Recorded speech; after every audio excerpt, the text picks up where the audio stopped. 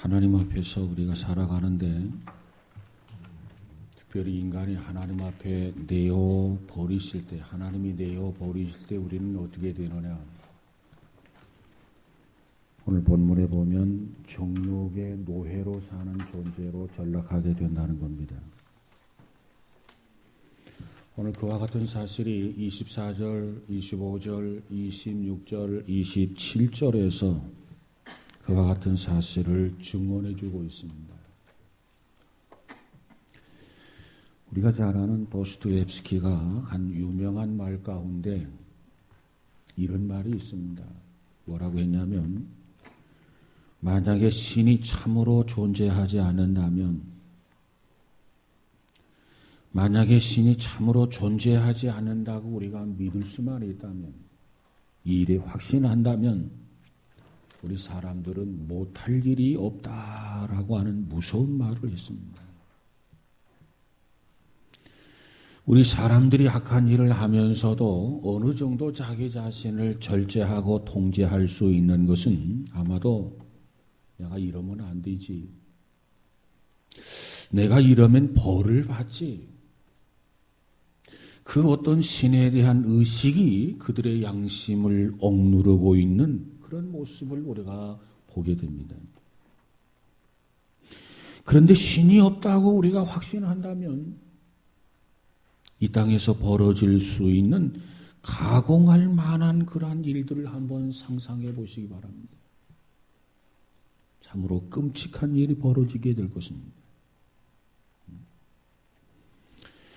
우리는 이 도스토옙스키의 얘기를 이렇게 명제로 바꾸어서 한번 생각해 보십시다. 만약에 사람들이 자기 자신이 신이라고 느낀다면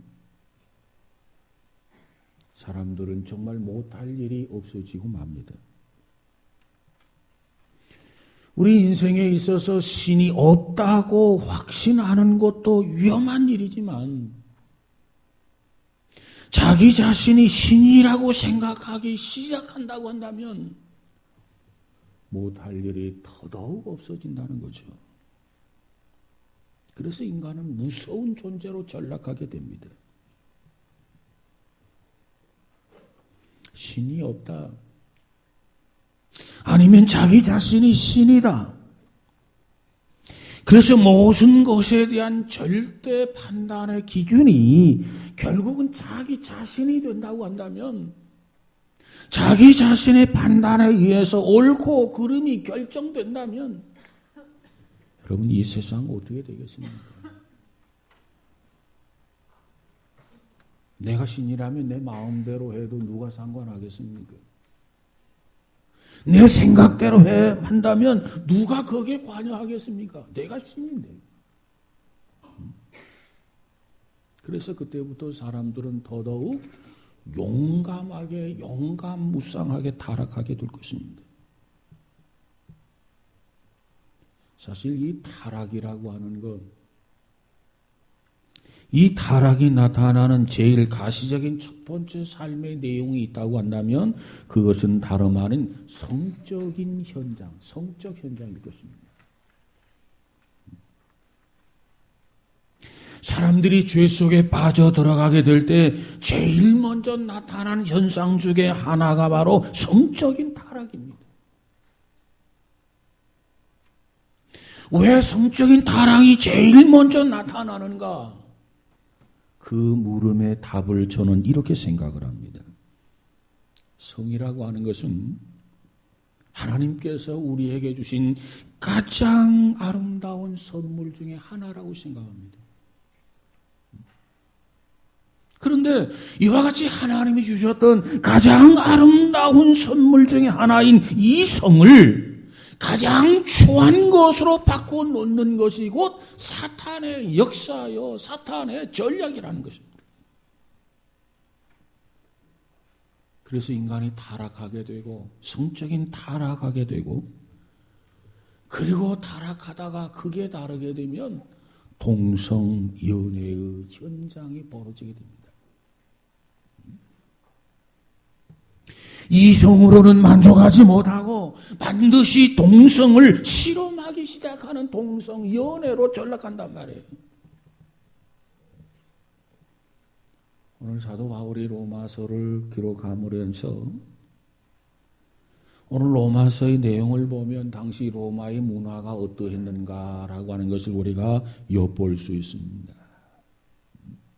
그런데 그 로마의 문화 속에 이미 이 동성이혼회라고 하는 것이 성행하고 있었다는 거죠. 오늘 본문 26절, 27절이 바로 그 내용입니다. 26절, 27절 한번 우리 같이 보도록 할까요? 26절 시작.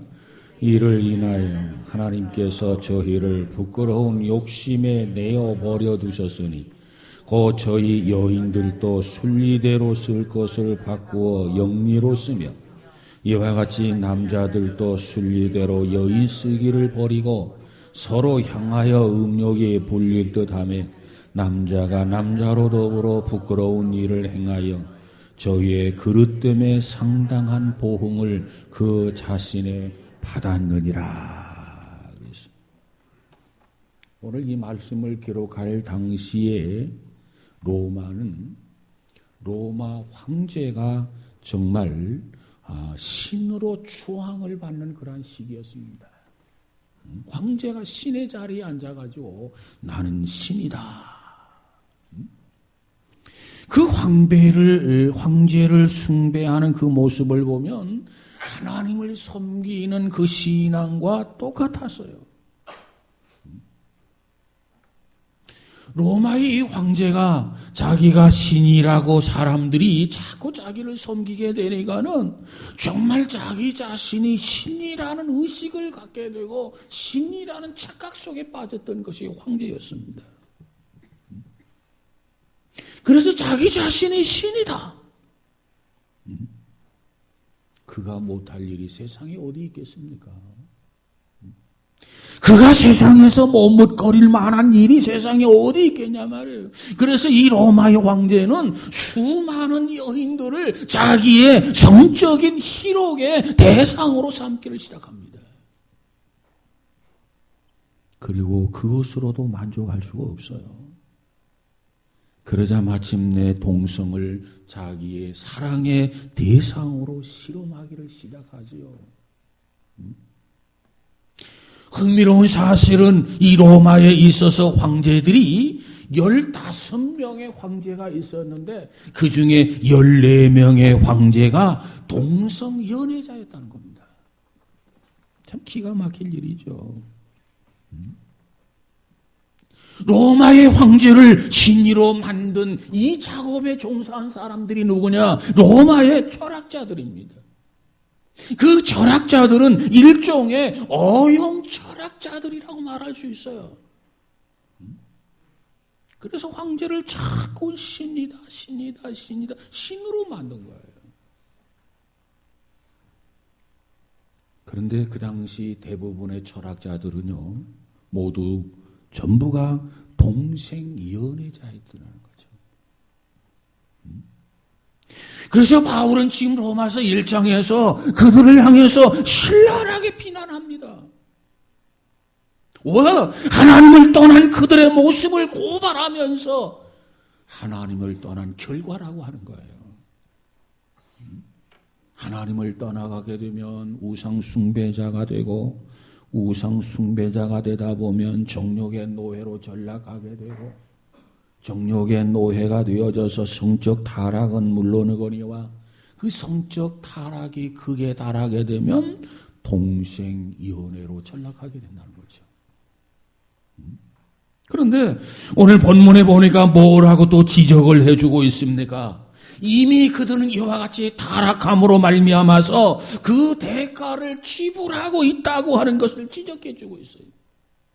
오늘 본문 27절의 마지막 부분을 보면 저희의 그릇됨에 상당한 보응을 그 자신에 받았느니라 그랬어요. 역사를 읽어보면 로마의 역사학자인 타키루스라는 사람이 있어요. 타키루스. 그가 이런 얘기를 했어요. 로마 황제에게 있어서 최대의 고민거리는 성병 처리 문제였다 하는 겁니다. 황제로서 최대 고민거리, 이 자기 자신의 성병을 어떻게 치료해야 할 것인가, 어떻게 처리해야 될 것인가, 그것이 황제에 있어서 최고의 고민거리였다는 거예요. 여러분, 이태리를 방문해 보신 분들은 알겠지만 그 폼페이를 관광하면서 그 폼페이 몰락의 원인이 어디에 있다고 설명하지 않아도 실감 있게 온몸으로 느낄 수 있는 현장이 아닙니까? 문제는 이것이 지난날 단순한 로마의 비극에 불과한 것이냐 그 말이에요. 저와 여러분이 살고 있는 오늘 이 시대의 현장은 어떻습니까? 오늘 우리들의 삶의 모습은 어떠느냐 그 말이에요. 복음주의 신학자 가운데 칼 헨리라고 하는 박사가 계시는데 그 칼 헨리라고 하는 분이 이런 이야기를 했어요. 오늘 이 시대를 지배하고 있는 가장 영향력 있는 철학이 있다면 그 철학의 사조는 무엇일까? 그것은 아마도 상대주의일 것이다. 그런 얘기였어요. 오늘 이 시대 현대인들을 지배하고 있는 가장 영향력 있는 철학, 그 철학은 바로 상대주의 철학일 것이다. 이렇게 지적을 합니다. 상대주의 철학이라는 게 도대체 뭡니까? 이 상대주의라고 하는 것은 이 땅에 아무것도 절대적인 것은 없다는 거예요. 모든 것이 다 상대적이다. 이러한 사조, 이러한 사상, 그런 사상을 가진 사람들을 상대주의 철학자들이라 이렇게 이야기합니다. 어떤 사람은 자기 자신이 상대주의 철학을 신봉하고 있구나. 그것을 아는 사람도 있지만 오늘 현대인들 가운데 그것을 모르면서도 상대주의 사조에 빠지는 사람이 있단 말이에요. 절대주의를 인정하지 않아요. 절대적인 것을 인정하지 않아요. 여러분, 오늘 현대인들이 이와 같은 전제를 그대로 받아들이게 되면 어떻게 되느냐? 그대로 믿고 산다면 어떻게 되느냐? 오늘 현대인들은 무엇이든지 마음대로 할 수 있다라고 하는 결론에 도달하게 됩니다. 절대적인 것을 부정하는 거예요. 모든 것이 다 상대적이다. 이 상대주의적인 이런 철학 사주에 물들어 버린다면 어떤 일이 벌어지느냐? 절대적인 것을 부정하는 거죠. 절대적인 것을 부정하다 보면 절대적인 진리를 부정하는 거죠. 절대적인 진리를 부정한다는 것은 신을 부정하는 거예요. 하나님을 부정하는 거예요. 오늘 우리 기독교는 하나님을 절대적인 하나님으로 믿습니다. 진리를 절대적인 진리로 우리가 믿고 있습니다. 그런데 이 상대적 철학사죠. 절대적인 것을 부정한단 말이에요. 상대적인 것으로 받아들인단 말이에요. 나도 모르게 거기에 물들어 버리면 하나님을 부정하게 되고 하나님을 등지게 되고 제멋대로 자기 생각대로 살아가는 그런 삶 속에 빠져버린다는 거죠. 그러한 삶이 어디로 전락하게 되느냐? 성적인 타락으로도 전락하게 됩니다. 이처럼 성적인 타락을 하다 보면은 동성연애의 삶에 빠지게 되는 거죠. 여러분, 이와 같은 시대, 이와 같은 범죄, 그것을 하나님께서 로마 시대에 처벌을 하셨고 징계를 하시는데 왜 하나님은 오늘 이 시대에는 침묵하고 계시는가? 하나님이 침묵하고 계십니까? 아니요. 오늘 이 시대에도 하나님께서는 반드시 징계하시고 처벌하신다고 하는 것을 잊어서는 안 될 것입니다. 어떻게 하나님은 징계하시고 어떻게 하나님이 처벌하시느냐? 그 한 방법 중에 바로 전염병이라는 거죠. 성병이라는 거예요, 성병. 어느 신학자는 말하기를 이것이 바로 오늘의 에이즈다. 이렇게 이야기합니다. 에이즈. 에이즈라고 하는 병은 후천성 면역 결핍증이다. 이렇게 말하죠. 그런데 그분은 그렇게 지적을 해요. 에이즈, 후천성 면역 결핍증이 아니라 에이즈라고 하는 병은 아이고 이제 다 살았다. 이 약자가 에이즈라는 거예요. 아이고 이제 다 살았다. 물론 이 병의 피해자 가운데 무고한 피해자도 없지 않아 있을 것입니다. 그럼에도 불구하고 오늘 에이즈가 이 시대에 끼치고 있는 가공할 만한 공포를 한번 생각해 보세요. 어느 분은 이렇게 말합니다. 이제까지 전쟁에서 죽었던 사람의 숫자보다도 훨씬 더 많은 숫자가 이 에이즈에 죽어갈 것이다. 이렇게 말하는 사람도 있어요. 또 어떤 사람은 말하기를 이제 멀지 않아서 지구 중에 10명 중에 한 사람은 에이즈로 죽어가게 될 것이다. 이렇게 경고해 주고 있어요. 여러분, 이 시대가 하나님 앞에 돌아서지 않는다면, 이 시대가 영적으로 부흥되지 않는다면, 이 시대가 하나님을 섬기지 않는다면 반드시 이와 같이 하나님은 범죄한 자들에게 징계하고 하나님은 범죄한 자들에게 이와 같이 하나님이 심판하실 것입니다. 어느 분은 그런 말을 해요. 이제 에이즈는 좀 극복해 가는 것 아닙니까? 이렇게 말하고 있죠. 요즘에 드러난 병 중에 하나가 또 에볼라라는 병이에요. 이 모든 것이 이 시대를 향한 하나님의 징계이다. 여러분, 왜 이와 같이 이 시대에 무서운 병들이 자꾸 일어나서 많은 사람들의 생명을 앗아가느냐? 그것인 곧 하나님을 버린 세대이기 때문에 그렇다. 하나님을 버린 세대이기 때문에 정욕의 노예로 살다 보니 하나님께서 이들을 징계하고 하나님이 이들을 심판하는 거다. 여러분, 오늘 우리가 사는 시대가 이와 같은 시대인 것을 알고 참으로 하나님을 경외하며 섬기는 우리 모두가 되시기를 주의 이름으로 축복합니다. 하나님이 내어버리시면 어떻게 되는가? 부도덕한 삶을 살게 됩니다. 오늘 본문 28절, 29절, 30, 31, 32절에 보면은 그 내용을 설명하고 있어요. 29절에 보면 모든 불의는 사람을 향한 그릇된 자세다 이렇게 말씀하고 있는데 그 불의에 해당하는 죄가 언급되고 있습니다.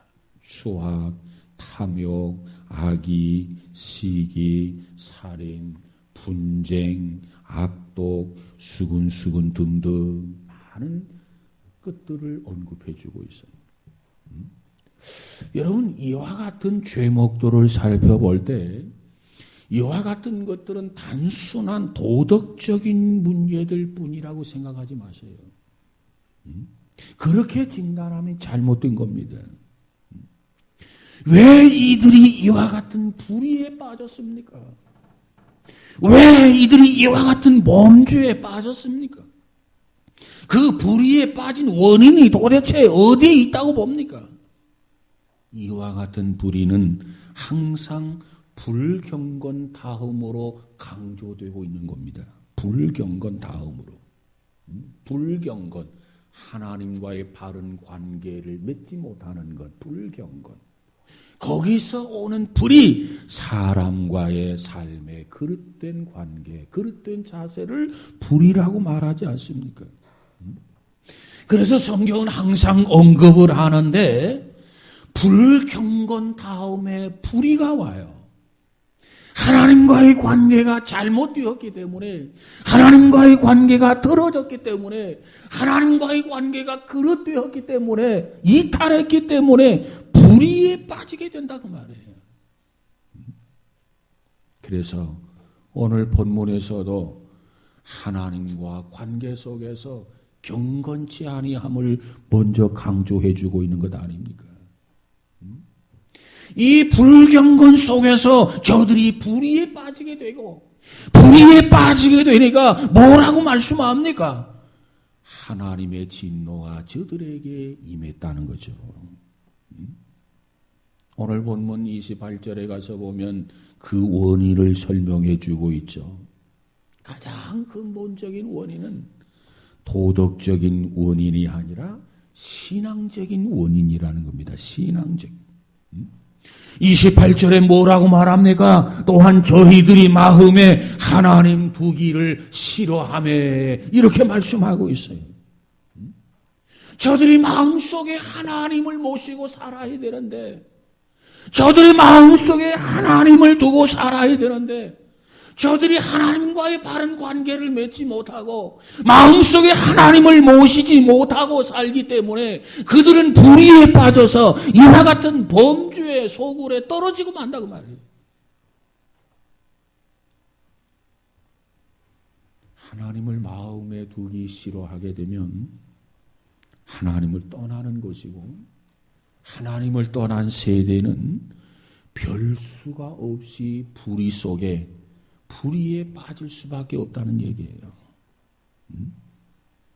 하나님을 마음에 두어야 되는데, 하나님을 마음에 두지 않았기 때문에 도덕적으로 실종이 되고 부도덕한 삶을 살게 된다, 그 말이에요. 여러분, 이렇게 살다가 그게 달하게 되면 어떻게 됩니까? 오늘 본문에 보니까 저희가 이 같은 일을 행하는 자는 사형에 해당한다고 하나님의 정하심을 알고도 모르는 게 아니에요. 알기는 알아요. 그런데 자기들만 행할 뿐 아니라 또한 그 일을 행하는 자를 옳다 하느니라 그랬어요. 도덕적 가치관의 전도의 모습을 보세요. 무엇이 나쁘냐는 겁니다. 남자가 남자를 사랑하지 못할 이유가 어디 있느냐는 거예요. 남자가 남자를 사랑하는 것이 뭐가 죄가 되느냐는 거예요. 여러분, 남자가 여자를 사랑할 수도 있고 남자를 사랑할 수도 있지 뭐. 어찌 보면 그럴듯하지 않습니까? 근데 이건 그럴듯한 게 아니에요. 스스로 그것이 잘못된 것을 자기 자신이 알아. 그래서 뭐라고 말하느냐? 이 같은 일을 행하는 자는 사형에 해당하다고 하나님의 정하심을 알고도 그랬어요.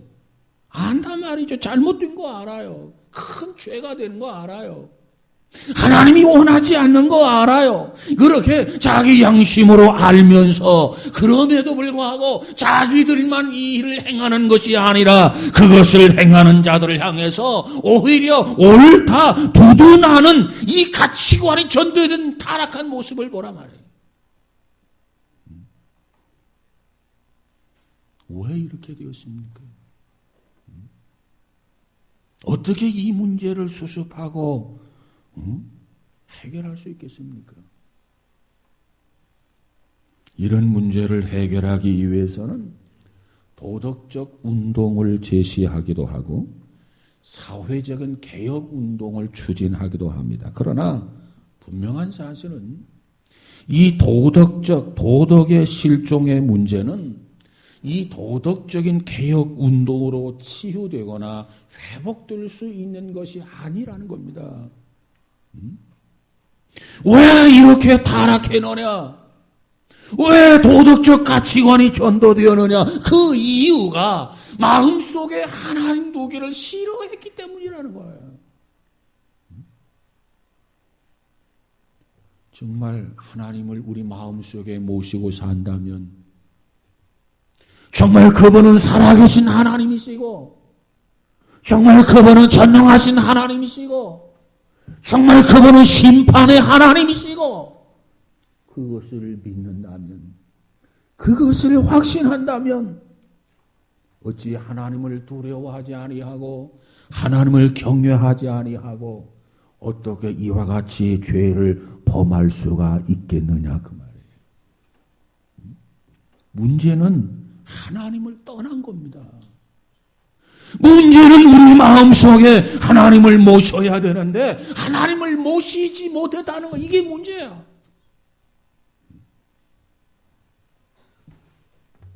우리 어린이들이 유아실에서 어머니와 함께 예배를 드리고 있는 아이도 있지만 유치부실에서 선생님과 더불어서 그저 예배를 드리는 아이들도 있어요.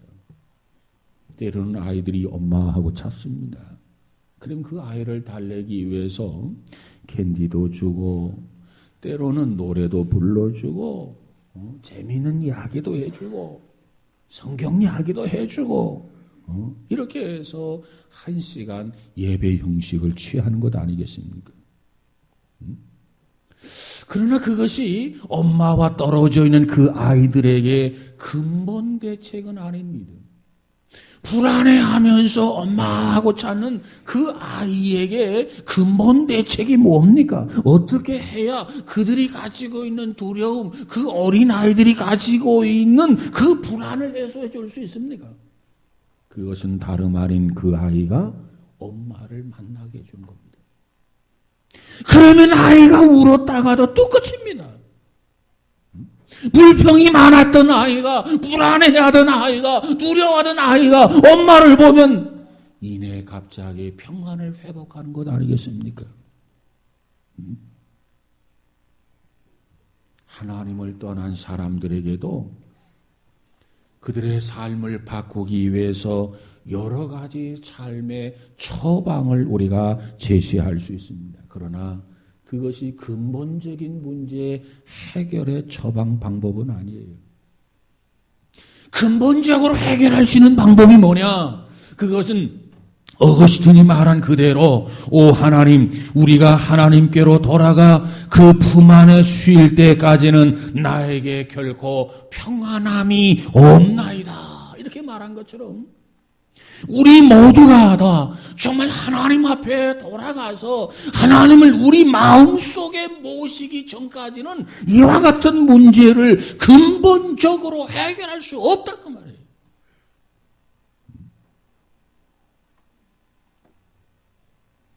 오늘 본문은 이와 같은 두 가지 유형의 삶에 대해서 분명한 선택을 우리들에게 요구하고 있습니다. 우리는 본문에서 불신앙의 삶을 살펴보았습니다. 불신앙으로 살아가고 있는 그들에게 하나님의 진노의 모습을 보았습니다. 오늘 본문 18절에 보니까 하나님의 진노가 불의로 진리를 막고 있는 사람들의 모든 경건치 않음과 불의에 대하여 하늘로 쫓아 나타나나니 그래서 하나님의 진노가 하늘로부터 쫓아난다 그래서 여러분 불신과 불신앙의 삶, 불신앙과 불신의 삶에 대한 하나님의 진노, 하나님의 처리 결코 그 누구도 피할 수가 없습니다. 어느 누구도 하나님의 진노를 피할 수 없습니다. 특별히 불신자들 하나님의 진노를 피할 수 없습니다. 왜? 그들은 지금도 진리를 받고 있는 삶을 살아가고 있단 말이에요. 하나님이 말씀하시고 자연이 말씀하시고 내 양심이 말하는데 그걸 부정하고 있단 말이에요.